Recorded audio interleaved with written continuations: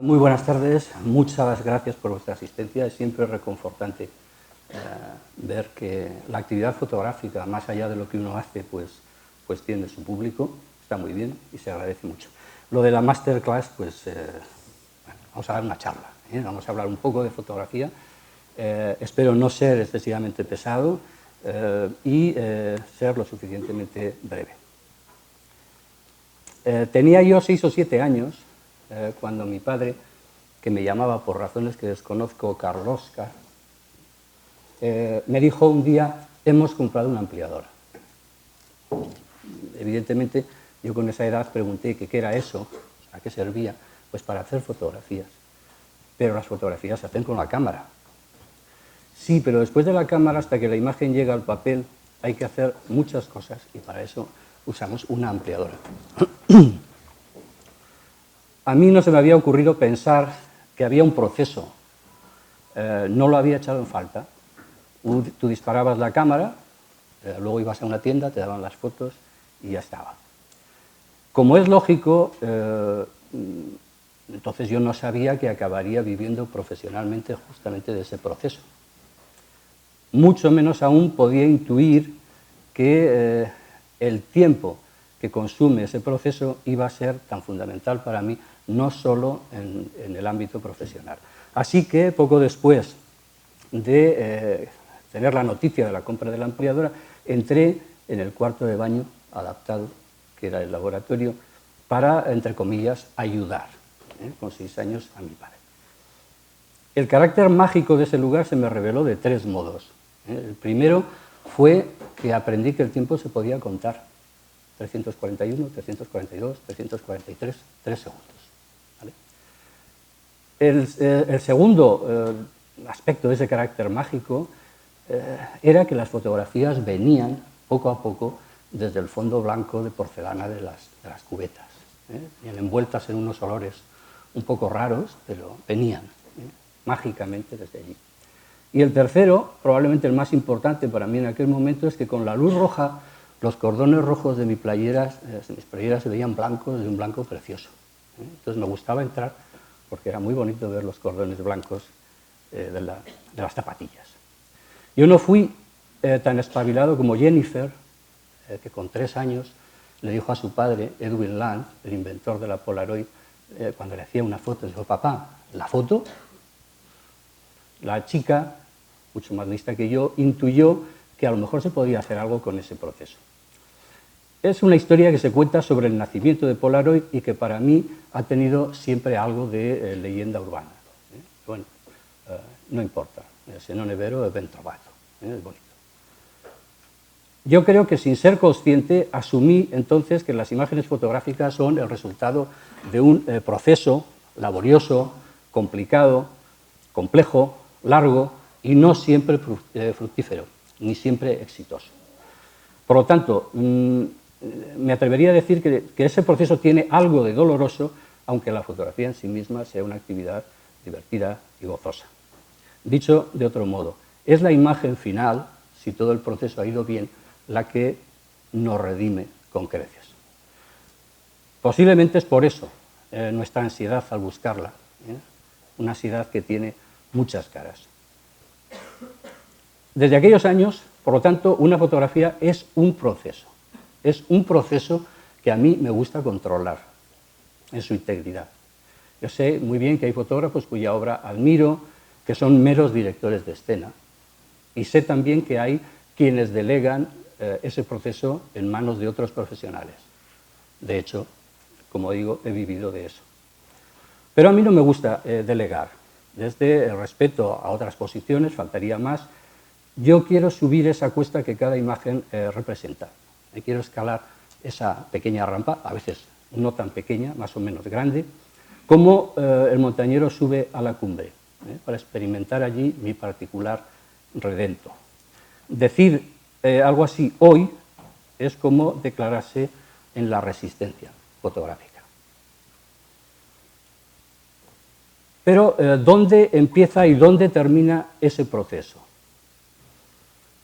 El proceso como tal, como yo percibí de niño, no va solo desde el clic hasta que tenemos la imagen en el papel. es mucho más amplio. Me atrevería a decir que sabemos más o menos dónde comienza, pero no sabemos dónde termina. Seguramente porque no termina. Cualquier fotografía que yo haga es el resultado de un proceso que va desde ese punto de mi niñez, en el que soy consciente por primera vez del hecho fotográfico en su conjunto, hasta otro punto de un futuro que como futuro no puedo precisar. Dice Joseph Kudelka, en algún lugar, que nuestra actividad como fotógrafos no consiste solo en hacer fotografías más o menos logradas. Dice que las fotografías tienen que ser pensadas y repensadas una y otra vez, que tenemos que ordenarlas y darles sentido relacionándolas. En definitiva, que tienen una vida propia, más allá de sí mismas, en relación con otras fotografías y especialmente en relación con su autor, con yo mismo, conmigo mismo. Puedo preguntar cosas a mis fotografías y hallar respuestas o silencios que se resolverán más adelante o no se resolverán. Quizás lo más importante hoy para mí es que tal vez mis propias fotografías me interpelan. ¿Qué quieren mis fotografías de mí? De manera que después de muchos años establecen su propio itinerario, su propio rumbo más allá de mis deseos o de lo que yo quisiera. Digamos que se han hecho mayores y que ya no me obedecen. En situaciones como esta, cuando se inaugura una exposición, hay siempre una pregunta que temo. Y es cuando me dicen, ¿por qué? ¿Por qué haces estas fotografías? ¿Por qué haces estas fotografías y no otras? ¿Por qué elegiste ese tema? ¿Por qué sigues con él tanto tiempo después, R que R? Y si desciendo todavía un peldaño más, ¿por qué pusiste la cámara justamente en ese lugar y no en otro? No un poco más aquí, un poco más allá. ¿Cómo sabes cuando estás ante un tema? ¿Cómo sabes dónde colocarte exactamente? Se trata de preguntas que revelan cómo eso que he llamado el proceso fotográfico es algo que viene de lejos y va lejos en el tiempo. Tienen ahí ustedes una poderosa razón por la que la profusión de imágenes actual a muchos nos resulta no hostil, sino ajena. Voy a intentar hacer un ejercicio que sé que es difícil, una de las cosas más difíciles que hay es hablar de lo que uno hace. Voy a intentar que sea lo más honesto posible, proponiendo algunas reflexiones, algunas notas sobre mi trabajo fotográfico. Por el tiempo que disponemos o de que disponemos, esas notas y esas reflexiones van a ser necesariamente incompletas. Y lo voy a intentar hacer combinando dos planos. Uno, el proceso fotográfico como un todo, digámoslo así, como una carrera fotográfica, desde el acuse de unas influencias hasta la definición de una trayectoria. Y dos, el proceso de toma de cada fotografía, sus circunstancias concretas, las consideraciones puntuales concretas. Son procesos paralelos. Mis fotografías son el resultado de mi propia trayectoria y mi trayectoria es la suma de las fotografías que voy realizando. Les propongo, para empezar, un brevísimo repaso por algunos de los autores que han sido significativos para mí, digamos que me han dejado algún tipo de pozo. Solo algunos, y prometo ser rápido. Nicephore Niepce, oficialmente el inventor de la fotografía, vista desde una ventana del Gras, 1826.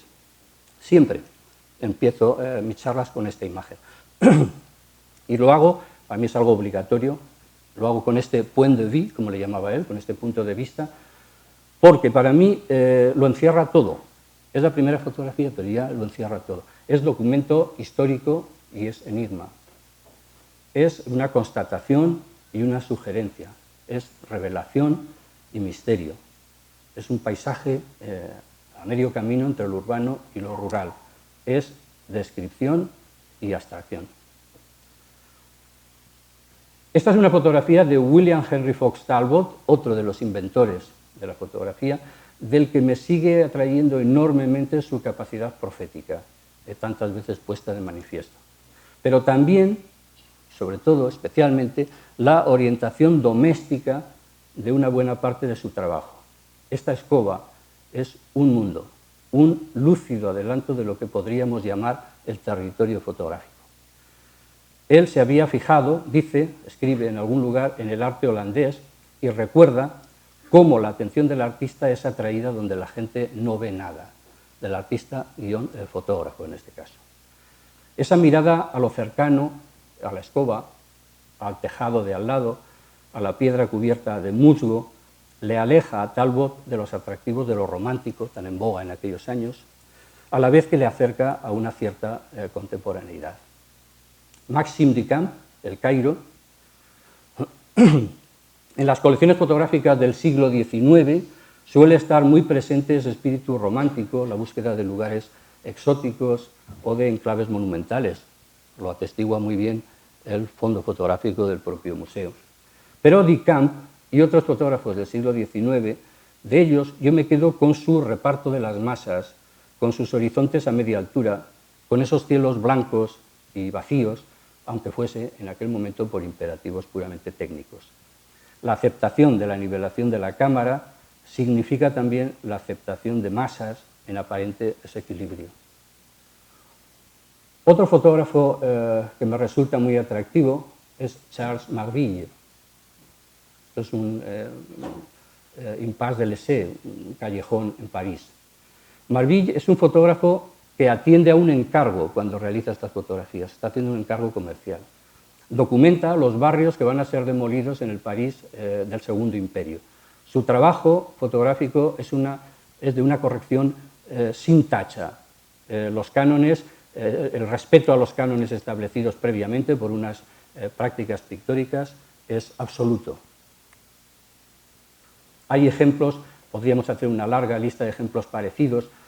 Por ejemplo, podríamos hablar de todos los fotógrafos de la misión heliográfica, o como en esta imagen de Thomas Annan en los callejones de Glasgow, con un grado notable de preocupación social, anticipa ya las imágenes de Jacob Riis o de Louis Hine. Y, como no, Eugène Atget. Atget es el fotógrafo parisino por excelencia. Atget fotografió París justamente sin las servidumbres del encargo. Su trabajo en París es, si acaso, un autoencargo, concentrando una gran parte de su interés justamente en los barrios que habían sobrevivido a la reforma, a la modernización de Haussmann. Su proyecto nacía de una voluntad personal por llevarlo a cabo. Y a mí, de allí, sobre todo, más allá de las imágenes, lo que me emociona justamente es esa convicción de su proyecto, del que supo no apartarse a lo largo de su vida, aunque esa fidelidad le supusiera pues, no pocas penurias y miserias. Es también una imagen de Atget, de París. No hay en Atget vistas típicas ni postales. Su punto de vista implica un grado notable de desolación. Atget, en definitiva, marca en esos años, en ese periodo, a comienzos del siglo XX, marca el inicio de la fotografía urbana moderna. Es también de Atget, hasta el punto de que se escribe más de una vez que todavía seguimos echando en falta aquella figura balzaquiana, grande, pesada, con su mamotreto de cámara recorriendo las calles de París. Una ausencia, se dice, de la que aún no nos hemos repuesto del todo. Cualquiera de estos fotógrafos, Marville, Annan, Atget, muchos otros, cada uno a su manera adelantan un concepto que me parece fundamental, es el de conciencia del lugar. ¿Qué es o qué entiendo yo por conciencia del lugar? Conciencia, si quieren ustedes, en el sentido de consciencia. ¿Qué es esa conciencia del lugar? Podríamos volver a preguntarnos, hacernos las preguntas que me formulaba hace unos minutos. ¿Por qué aquí? ¿Por qué en este lugar? El diccionario, en este caso, aclara y no aclara. Dice, conciencia. Dice, acepción 1. Conocimiento espontáneo y más o menos vago de una realidad. Acepción 2. Conocimiento claro y reflexivo de la realidad. O sea, que según el diccionario... Se ha muerto. Ahora. O sea, que según el diccionario, el término es definido de una forma y de la contraria. Para ser justo, el diccionario tiene una última acepción y dice: actividad mental que permite sentirse presente en el mundo y en la realidad. Sentirse presente es una acepción de naturaleza filosófica. Yo creo que si existiese en el diccionario, evidentemente no la hay, una acepción fotográfica, el diccionario no diría sentirse presente, diría mejor sentir la presencia del lugar. La conciencia del lugar para mí es, por tanto, la capacidad de sentir la presencia de ese lugar, de sentir su poder. Jorge Oteiza, hablando del muro, dice que al muro le llegan sus poderes desde el exterior. Yo creo que a los escenarios también les llegan muchos de sus poderes, tal vez no todos, desde el exterior. Pero no es un poder con validez universal. Es un poder que surge de la relación entre ese lugar y yo, y que por tanto me pregunta a mí, y lo siento, a ustedes no. A ustedes si acaso después. Primero me interpela a mí. Y si hago una fotografía de ese lugar, entiendo que será buena solo si consigo interpelar a otros como ese lugar me interpeló a mí. Si consigo trasladar a los demás mi propia experiencia del lugar. Gabriele Basilic, un fotógrafo con el que he tenido ocasión de compartir experiencia fotográfica, decía, él no hablaba de conciencia del lugar, hablaba de experiencia del lugar. Pero yo creo que eso viene un paso después. Primero hay una conciencia del lugar. Volvamos sobre las influencias. Atié se movía por impulsos que, por lo que he dicho, pueden ustedes suponer que eran impulsos de naturaleza sentimental. Amaba su viejo París. Eran impulsos románticos, muy diferentes de los de Walker Evans, cuyo trabajo más interesante se concentra en los años 30. Evans establece una distancia con el tema. Y este es el segundo concepto sobre el que quiero hablar un poco. Él pretende que la fotografía constituya un hecho documental incontestable. Y eso, evidentemente, no se puede conseguir desde un acercamiento sentimental. Un acercamiento sentimental representa implicaciones espaciales en la imagen, pero no solo. El deseo de Evans de establecer una distancia con el tema no se refiere a una distancia física, no se refiere a una distancia, solo no se refiere a una distancia física. La fotografía es la suma de un conjunto de distancias. Hay una distancia física con el tema, efectivamente, pero también hay una distancia técnica, impuesta por los dispositivos que manejamos, y hay una distancia intelectual, y sobre todo, a lo que a mí me conviene, hay una distancia emocional.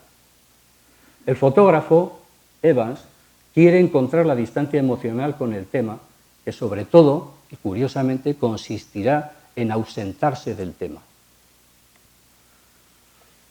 Esta es la portada del catálogo de una exposición que se realizó en Estados Unidos en 1975, que aquí hemos traducido como Nueva Topografía, Nuevos Topográficos. Es un conjunto de fotógrafos que van a hacer fotografías de un paisaje alterado por el hombre, un paisaje intervenido por el hombre.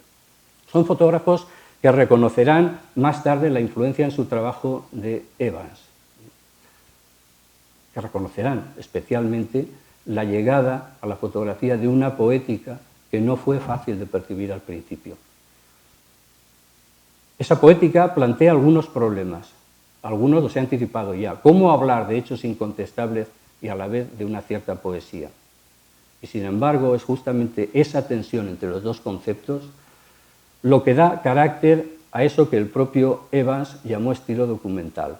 Veamos algunas de las estrategias que utilizan los fotógrafos para llegar a ese estilo documental, a esa ausencia del fotógrafo de la escena. Esta es una fotografía de la muestra original.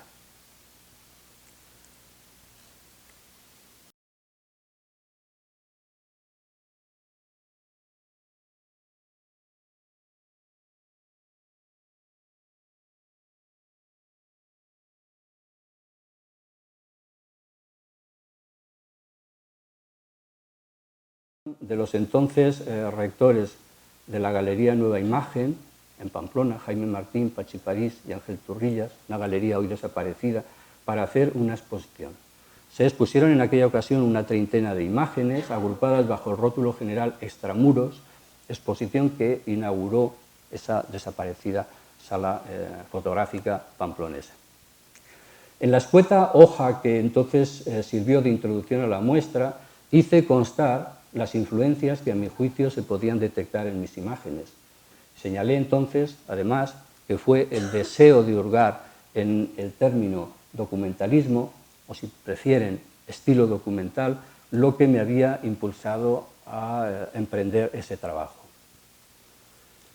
Las tapias, unas fotografías pequeñas, una colección de tránsito, que se puede ver en la exposición, había sido ya para mí entonces una primera aproximación a lo urbano. Se trata de imágenes 8x12 que dan su protagonismo a esos elementos urbanos o semiurbanos. Hay algo de tanteo en la serie, a medio resolver entre la descripción y el uso metafórico de esos elementos urbanos que sirven para alejarnos de algo, para impedirnos ver, para preservar algo.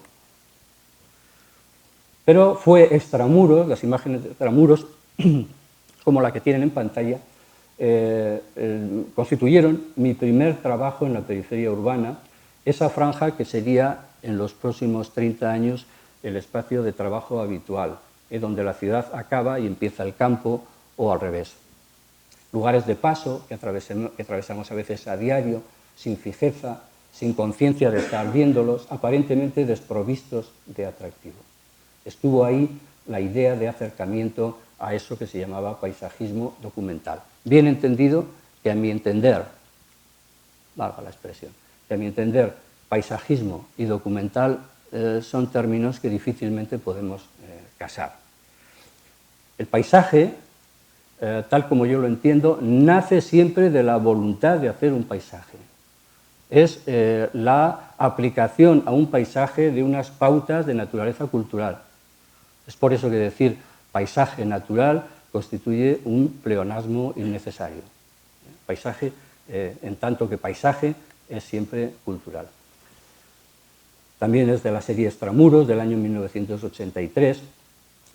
Decir que Michael Schmidt, un fotógrafo alemán, fue uno de los introductores de las ideas de la nueva topografía en Europa y en España.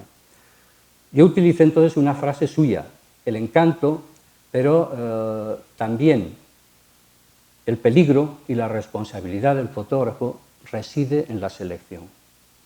Es preciso, dice él, que el documento nunca se cuestione, ni por nuestra generación ni por las generaciones futuras. Se acerca Michael Schmidt así al hecho incontestable de Evans.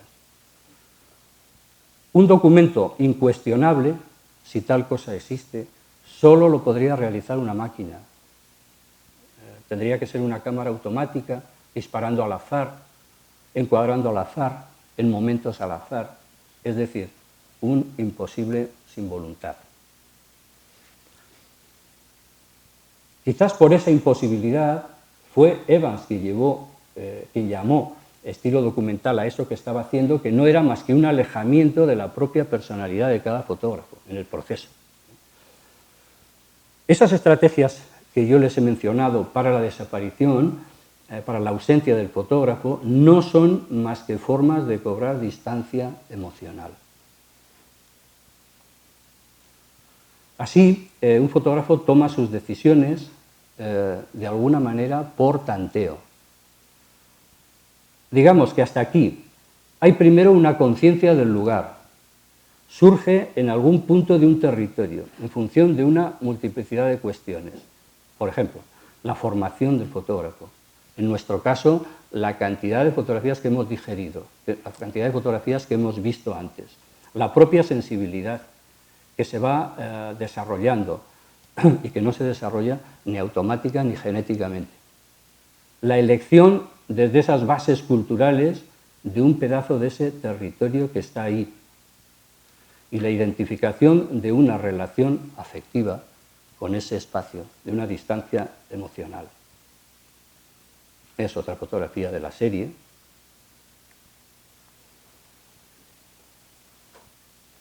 Esta ya es una fotografía de Bilbao, de la serie Paisajes sin retorno, que se realizó en 1994. Ese conjunto de fotografías que realicé en Bilbao en esos años, 93-94, podría ser un capítulo a caballo entre la idea de paisaje alterado por el hombre, que hemos visto, y de paisaje industrial.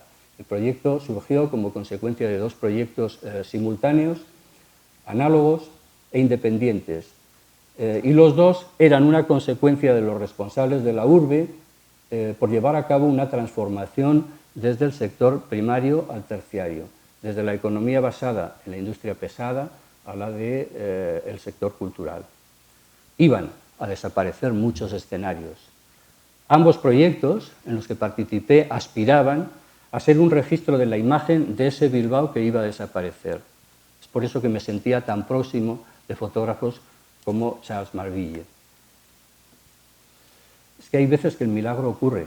Yo nada deseaba más en aquellos años que tener la oportunidad de trabajar en Bilbao.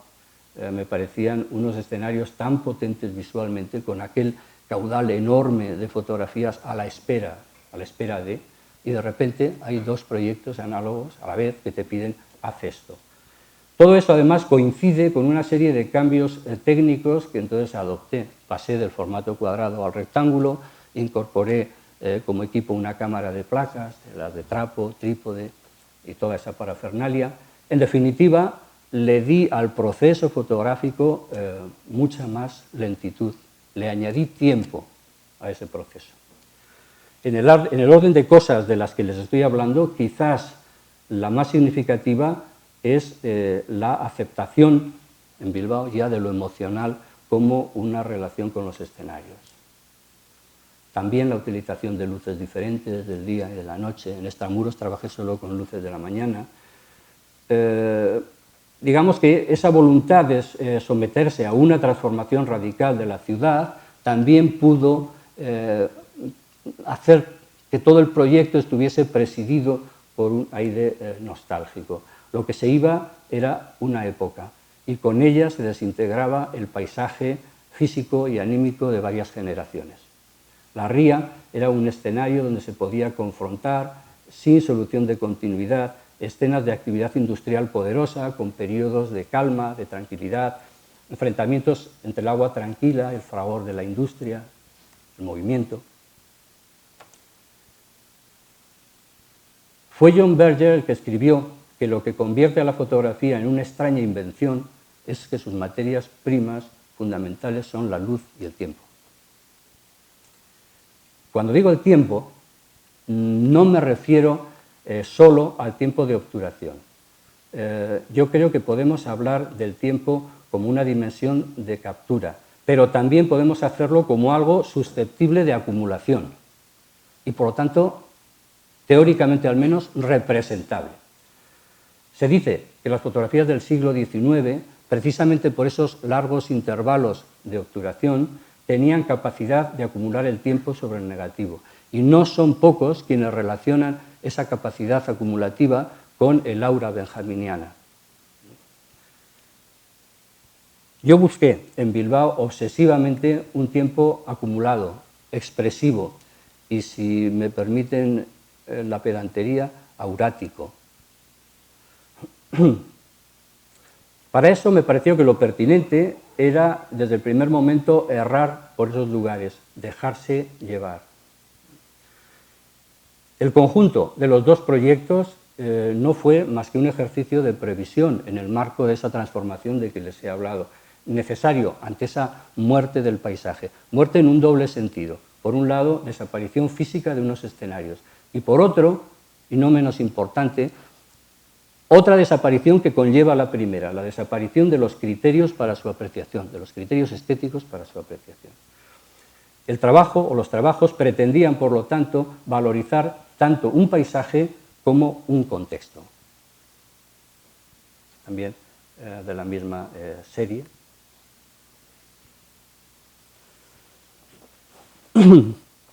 Tanto más grande es la cámara del fotógrafo, tanto más lento es el proceso de hacer la fotografía. Parece una obviedad. Hay cámaras pensadas para correr, las cámaras que manejamos hoy, y hay cámaras pensadas para pensar. Con las primeras, con las cámaras rápidas, se puede llegar a pensar, aunque es difícil a veces, pero no se puede correr con las segundas. Con lo que llamamos una cámara técnica, una cámara de placas, aumenta sensiblemente la sensación de control en todos los sentidos. A pesar de los años que han pasado, y por extraño que parezca, yo me veo a mí mismo en todos esos lugares, con una nitidez absoluta, en todas esas placas, y merced a ese tiempo de toma, me veo formando parte inseparable de la imagen. Y créanme, no es una exageración.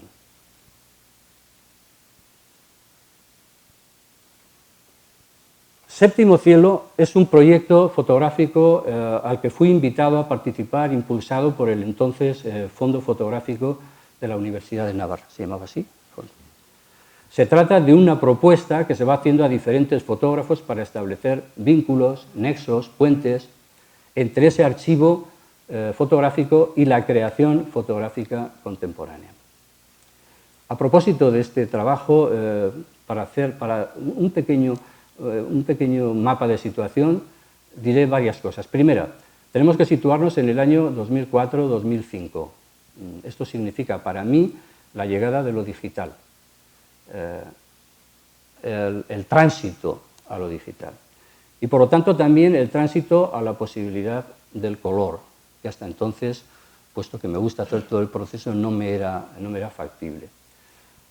El trabajo se plantea para fotografiar escenarios que están en un radio de 2-3 kilómetros alrededor de mi casa, es decir, escenarios que yo para mí podría definir como domésticos. No hay ningún cambio de modelo tecnológico que no acarree cambios conceptuales. Esto es muy evidente cuando hablamos de la aparición de las cámaras de paso universal, que van a representar un territorio estético y documental completamente diferente a lo que había habido hasta entonces. Sí tengo que decir que a efectos de esos ajustes que tuve que llevar a cabo, lo digital me obligó a la puesta a punto y al reaprendizaje de una gestión del color más o menos rápida, más o menos acelerada. Pero quizás el problema más complejo, paradójicamente, para mí fue la aparente inmediatez de los resultados. Educado en unos tiempos de producción relativamente lentos y en los procesos de reflexión inherentes a esos tiempos, tuve algunas dificultades de adaptación que hoy pueden parecer ridículas. En general, esas dificultades de adaptación tienen que ver, se relacionan con la transformación de nociones del mundo de la fotografía digital, por ejemplo, con el concepto de previsualización. En un mundo en blanco y negro, el trabajo del fotógrafo estaba determinado por su capacidad de previsualizar lo que iba a ocurrir en ese cambio del color a blanco y negro. Hoy, con las pantallitas, un concepto como el de previsualización es una estupidez, no tiene sentido. Y también con los diferentes procesos de edición, maduración de la imagen antes de llegar a algún resultado consistente, es decir, todo el proceso de revelado, etc. Sin embargo, como en muchos otros casos, mis objetivos en materia de fotografía, con la llegada de lo digital, no han sufrido excesivos cambios. Por lo tanto, diríamos que mi adaptación a lo digital tuvo que ver con obligar a los materiales a un regreso, a una ralentización del proceso. Había que encontrar la posibilidad de trabajar más despacio, por lo tanto, a contracorriente. Es curioso, ¿verdad? Ahora que tenía oportunidad de trabajar más rápido, me di cuenta más que nunca de la importancia de trabajar más lento. Fui consciente de que el verdadero problema de la fotografía, en la mayoría de las ocasiones, es su velocidad. Y esto no es una afirmación mía. Una manera de ralentizar todo ese proceso fue la toma en fases. Es decir, de ser un problema por el que había que pasar para llegar a tener un determinado nivel de calidad, de definición mejor, que a mí me interesaba, fue la toma en fases. Pasó de ser un problema, digo, a erigirse en la solución deseada. Esta técnica rudimentaria, disparar un mosaico de fotografías para después ensamblarlas, permite o casi obliga a un tiempo de análisis y estudio más largo en el momento de la toma, el equivalente a la previsualización. Y un tiempo de montaje posterior también más largo, equivalente al tiempo de revelado. Seguramente los defensores de ese periodo de ceguera en la fotografía química que había entre el momento del disparo y el momento de la obtención en papel, esa ceguera que tenía yo hacia el proceso cuando era niño, seguramente los defensores de esto, digo, verán más razones que la mera restitución de tiempos. Pero yo quiero dejarlo ahí. En definitiva, vuelvo al principio de la charla, el tiempo de edición de la imagen, de construcción, restituyendo aquel proceso que yo de niño de repente descubrí cuando alguien me dijo hemos comprado una ampliadora. Todas las imágenes de la serie han sido, de la serie Séptimo Cielo, han sido elaboradas así, mediante el ensamblado de 3, 6 u 8 fotografías.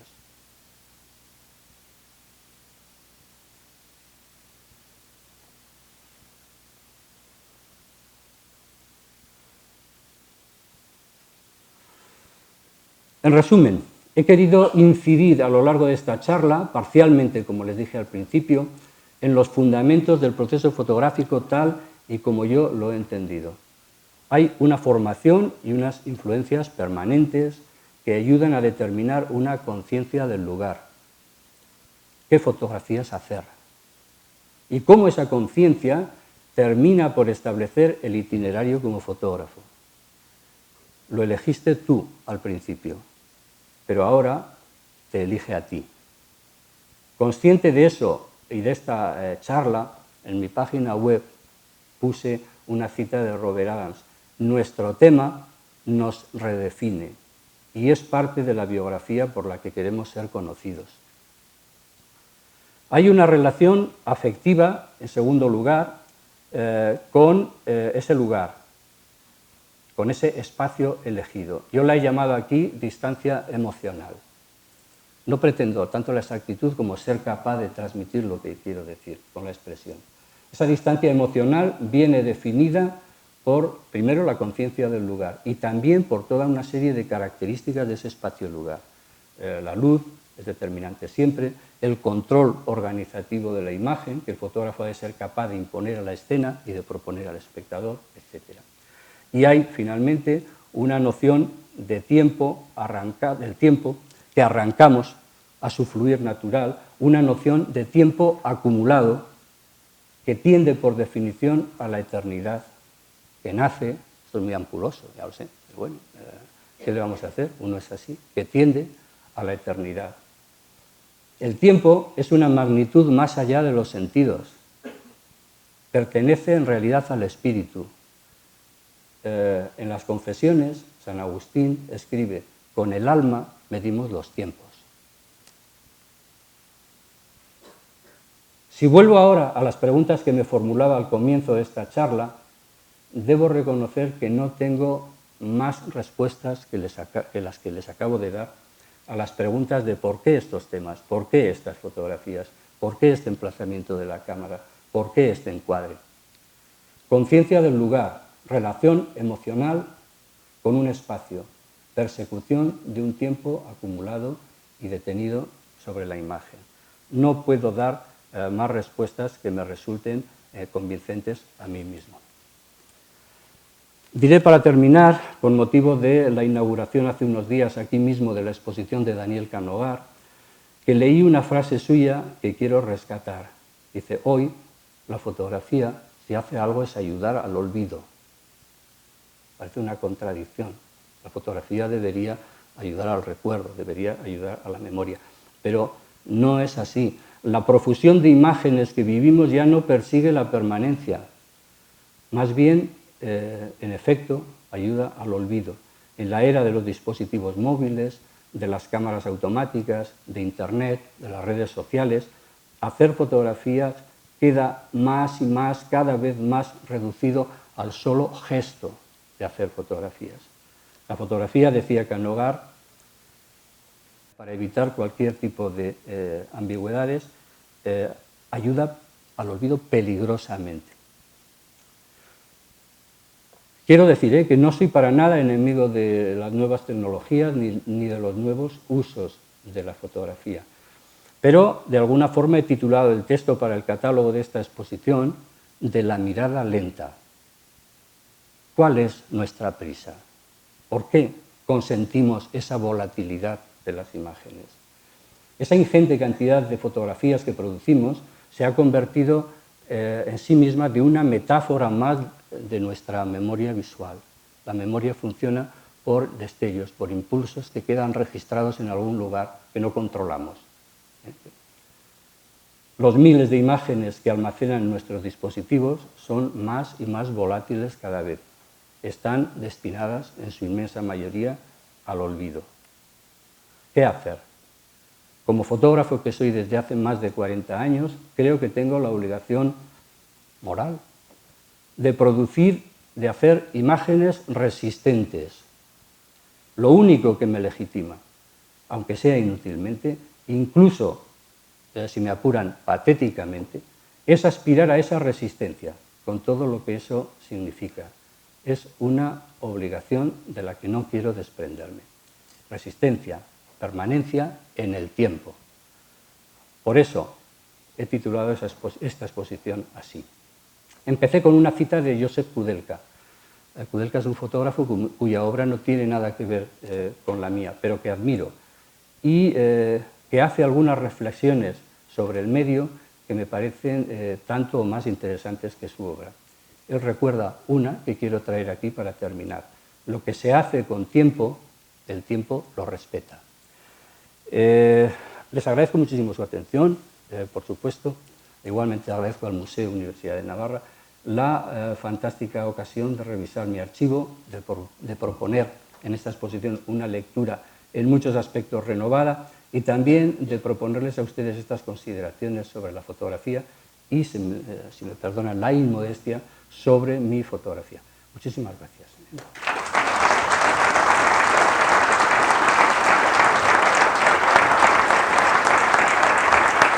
¿Va a haber preguntas? ¿Tenemos tiempo? Más o menos.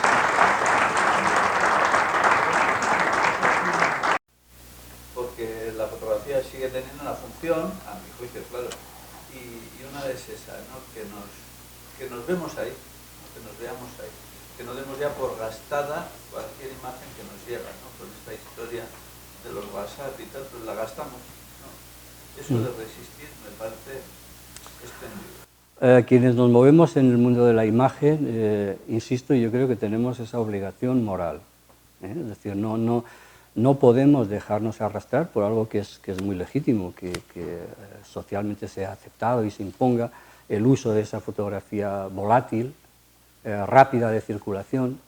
Algunos la llaman conversacional, que permite sobre todo establecer conversaciones con otras personas en el ámbito de las redes, etc. Pero yo creo que quienes estamos en esto de la imagen tenemos esa obligación de buscar, probablemente de un modo inútil, esa imagen resistente, la imagen que permanezca. Es una misión que no está escrita en ningún sitio, pero que yo me atrevo a proponer como algo básico, como algo fundamental.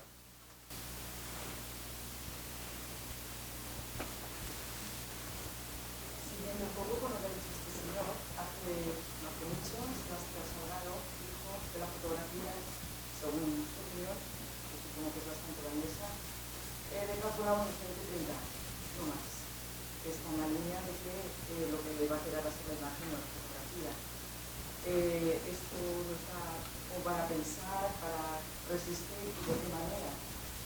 ¿Puede esto volver o ya es el Hacer pronósticos es muy complicado y yo debo decir que casi todos los pronósticos que hago en materia de fotografía me salen mal. Es decir, que yo no sé si la fotografía va a durar 20 o 30 años. Yo creo que la elaboración de imágenes, entendiendo el territorio de la imagen como algo más amplio, no puede durar 20 o 30 años. Eso tiene garantizada una permanencia. A lo mejor los modos en los que nos relacionamos con las imágenes pues son la clave, y seguramente estamos viviendo los principios de una era distinta, de una era nueva, que tendrá una forma diferente de hacernos relacionar con esas imágenes. ¿Cómo será exactamente? Pues no lo sé, pero sí parece que estamos abocados a un mundo de circulación muy rápida de las imágenes, a un mundo de valoración muy escasa de la imagen.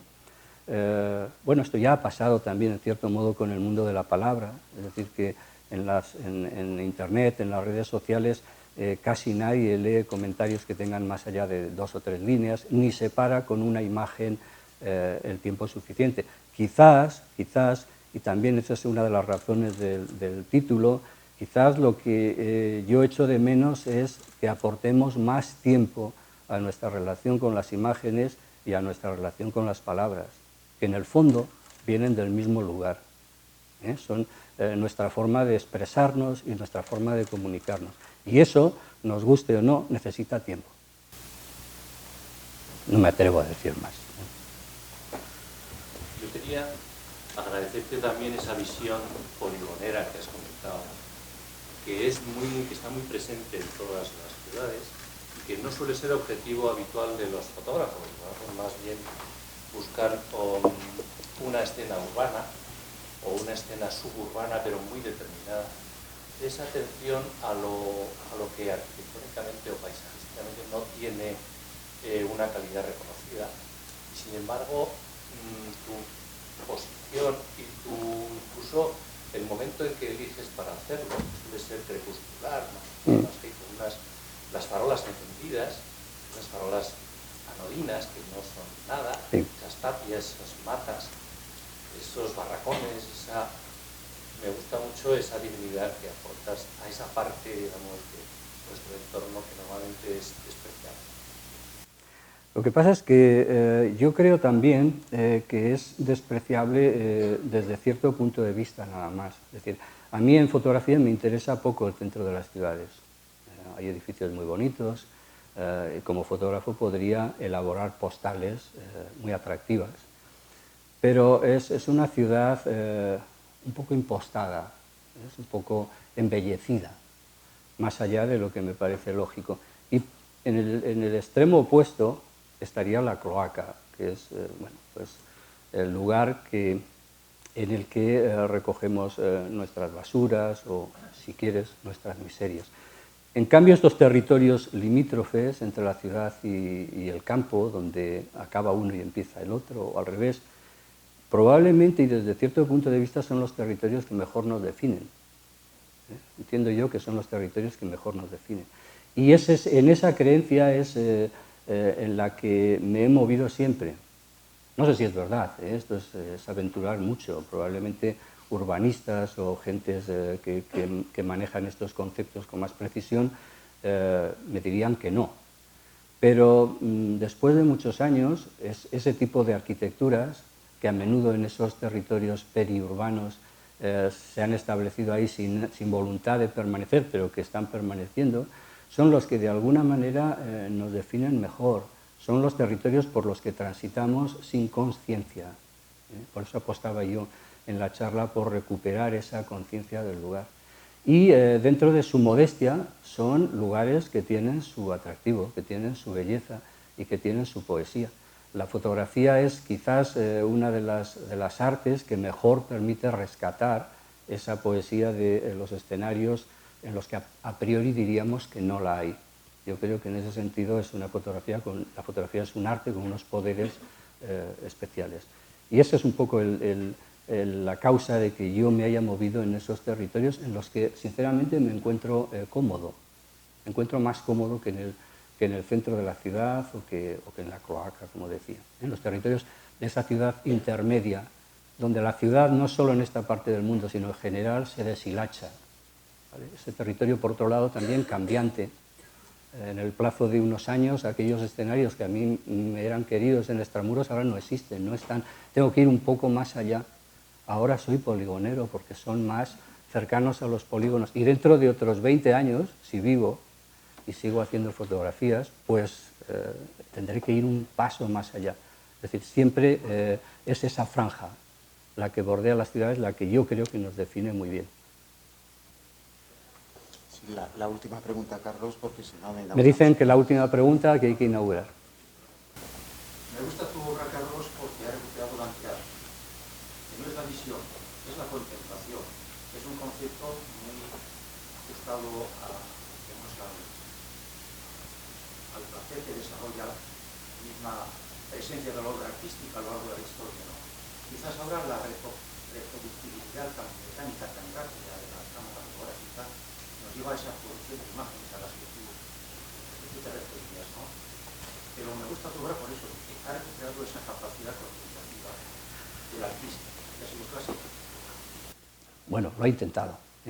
Si lo ha conseguido o no, lo hemos intentado. Hombre, y, vuelvo un poco a lo mismo, es decir, yo creo que es la obligación de quienes nos movemos en esto, es decir, darle a la imagen más tiempo. La diferencia entre ver y contemplar es añadir tiempo, tiempo productivo, tiempo de meditación, tiempo de reflexión. En el tiempo es una exposición que quiere practicar eso. Ustedes dirán, después de verla, si efectivamente se consiguió o no, pero no me podrán negar nunca que no lo intenté. Es decir, esa es un poco la historia. Pues muchas gracias, Carlos. Gracias.